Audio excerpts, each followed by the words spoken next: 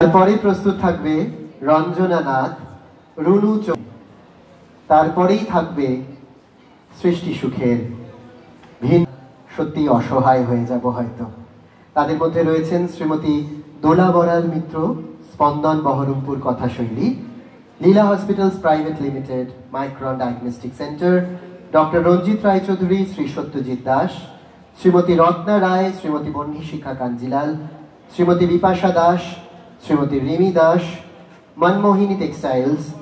এর সঙ্গীত আয়োজনে রয়েছে ঠাকুর বাড়ির গান। আবারও এক ভিন্ন ধারার অনুষ্ঠান আমরা এখন দেখব।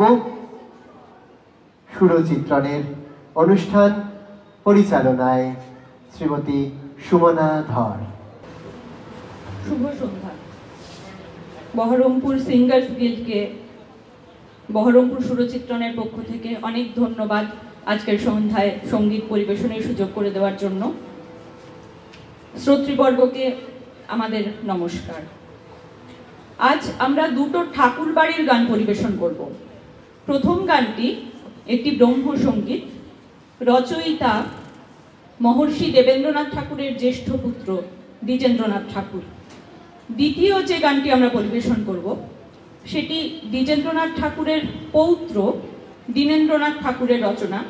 রবীন্দ্রনাথ যাকে একসময় তার গানের ভান্ডারী আখ্যায়িত করেছিলেন। গান পরিবেশন করছি।